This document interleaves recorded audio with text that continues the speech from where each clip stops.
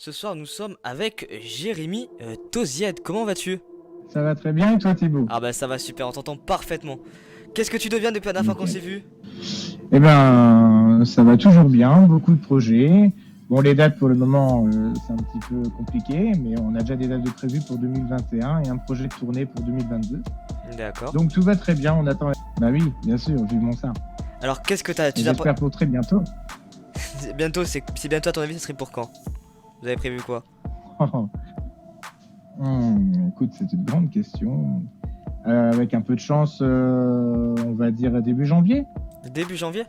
Bah, on croise les doigts en tout cas, j'espère que ça sera pour début janvier. Je voudrais revenir sur l'émission qu'on avait faite la semaine dernière. T'as été dans les églises, t'as chanté, tu nous avais dit, au tout début de ta carrière. Oui, C'est ça? oui, oui.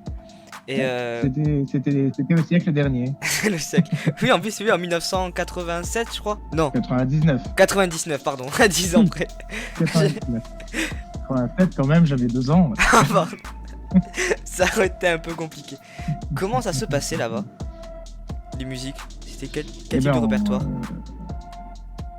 Alors en fait, on avait choisi de faire un répertoire de chansons françaises dans une église D'accord. pour rajeunir un petit peu les messes, qui était toujours la même chose. Et donc du coup, on avait décidé de chanter des chansons contemporaines françaises, de Lara Fabian, mais aussi des choses plutôt gospel comme Happy Day ou May the Lord, dans une église et ça se passait plutôt bien. Voilà. D'accord. Et je On rappelle, était a cappella, a cappella. j'étais un chanteur et 2 chanteuses et on chantait tous les 3 a cappella. Donc, s'il y avait deux chanteuses, c'est pour ça que tu les appelais les copines. J'avais dit ça la dernière fois. Non, c'était les Crystal Voice, on s'appelait. Non, mais t'avais dit avec les copines. Oui, avec les copines, ouais, bah, avec mes amis. D'accord, c'était pour ça. Ok, je croyais que ça avait une autre. C'est pour ça que je voulais te poser la question. Je croyais que ça avait une autre signification. D'accord. Non. Et tu nous as dit que la période d'été a été un peu compliquée, voire très C'est compliquée. là quoi? La période cet été a été très compliquée. La période estivale. Bah, Ah bah oui, forcément. Oui. Avec le Covid-19, j'ai eu beaucoup de dates d'annulées. Mhm. On en est à pratiquement une 60aine de dates d'annulées. Sur combien? Sur 60 quasiment. Oh bah, sur combien? On tourne à peu près un peu plus d'une 100 dates, de 100 dates à l'année, d'une centaine de dates à l'année. Donc on en est à 60 dates à peu près d'annulées, même un peu plus maintenant. Tout ce temps que t'as perdu un petit peu, je pense, t'as perdu un peu. Tu penses ça comme tu prends du temps perdu ou quelque chose d'autre? Bah, ça me laisse le temps de travailler un peu des nouvelles chansons, de travailler de nouveaux projets. Et puis voilà, il faut rentabiliser le temps. Si je reste chez moi à morfondre et à attendre de reprendre la scène, ça sert à rien. Oui. Donc là, ça serait du temps perdu. Dans ce cas-là. Exactement. D'accord. La dernière fois, tu nous avais dit que. Là, même là maintenant, tu nous dis que t'as pris des cours de chant à l'église. Donc, tu te décris quand même comme plutôt autodidacte ou tu prendrais plus de cours pour tout ce que t'as appris en musique? Non, alors je suis autodidacte dans le sens où effectivement, j'ai appris à me voir sur scène ou à chanter et à m'améliorer. J'ai appris tout seul. Maintenant, il est vrai que j'ai commencé à prendre des cours de chant lyrique, donc à maîtriser des techniques bien plus tard, à partir de 2004, avec un prof de chant qui m'a quand même montré comment économiser la voix, car quand on fait beaucoup de dates, comme j'ai la chance de faire, il faut que la voix puisse suivre derrière. C'était un peu compliqué. Je crois que t'avais aussi la dernière fois, tu as sorti l'anecdote que t'avais aussi eu des cours de Charles Aznavour.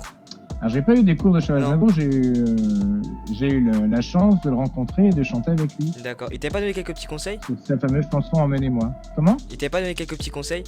C'est Maxime Le Forestier qui m'a donné des Maxime. conseils de chant. Pardon, Voilà. j'ai confondu les deux. Toi, t'as fait quand même pas mal de gens dans toute ta carrière. Par exemple, t'es passé à la télé aussi, quand on reviendra plus tard. T'as sorti aussi ton premier album. C'était ton premier EP en 2008, c'est ça? Exactement, de l'encre et du papier. Oui. Qui avait été écrit et composé par Gilles Vogel. Et du coup, c'est l'occasion de lui rendre un petit hommage parce que Gilles nous a quittés il y a maintenant un peu plus d'un mois. Et c'était quelqu'un qui était plein de talent et qui a composé 6 merveilleuses chansons sur cet album. Et donc, du coup, j'invite les internautes, les auditeurs, les youtubeurs à aller sur Deezer et sur Spotify, entre autres, pour écouter ce premier album de 2008 qui s'appelle De l'encre et du papier. D'accord. Dommage d'apprendre cette nouvelle. On mettra en tout cas tous les liens dans la description pour voir tout ça. Ouais. T'avais fait d'autres choses avec Gilles que cet album On a fait, on a enregistré cet album et puis après moi je suis passé à composer, à écrire mes propres albums. Mais après, du côté vie privée, effectivement, on s'était croisés plusieurs fois. On a fait des bœufs ensemble et c'était des très bons moments. Des très bons souvenirs.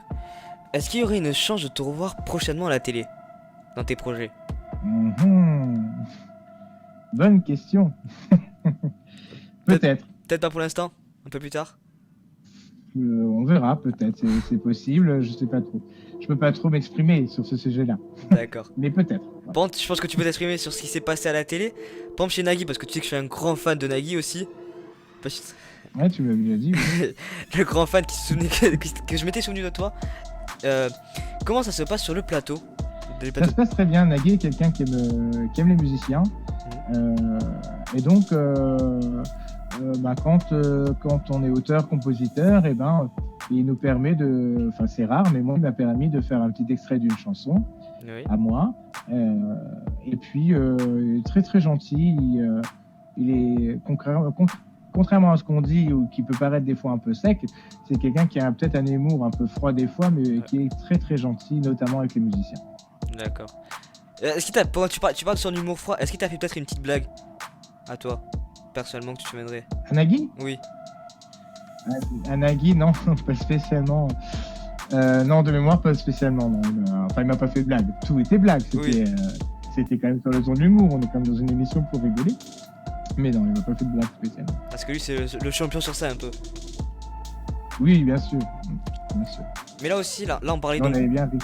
Oui, vous avez bien ri. Là, on parle plutôt d'une émission qui est un peu centrée sur toi. Mais t'as aussi fait les 500 choristes. Ouais. Donc, Oui. où vous êtes 500. Est-ce que c'est la même sensation quand t'es sur les plateaux ou une sensation un peu différente que tu ressens? Non, c'est la même sensation parce que l'ambiance plateau, elle reste la même qu'on soit seul ou à 500. Personnellement, sur les plateaux télé, j'ai la chance de pas avoir beaucoup de trac. D'accord. Je me sens bien, en plus, c'est un peu comme si j'étais dans ma maison, donc je m'y sens bien. Je suis assez à l'aise avec les caméras, avec les présentateurs, voilà. Alors qu'on soit 500 ou tout seul, finalement, ça change pas grand-chose. Après, les moyens de télé sont différents quand on est 500 choristes sur une émission de TF1 que quand on est tout seul sur d'autres chaînes. Oui, c'est vraiment avec beaucoup moins de monde. Mais après aussi, ça peut être très bien rediffusé un peu plus tard. Et là, il peut y avoir du monde aussi. C'est comme je dis pas tout de suite. Bien sûr, mais c'est l'intérêt, puis c'est toujours agréable. Moi, par exemple, ça me fait plaisir d'être avec toi ce soir, parce que je trouve ça très sympathique. C'est une bonne émission, et puis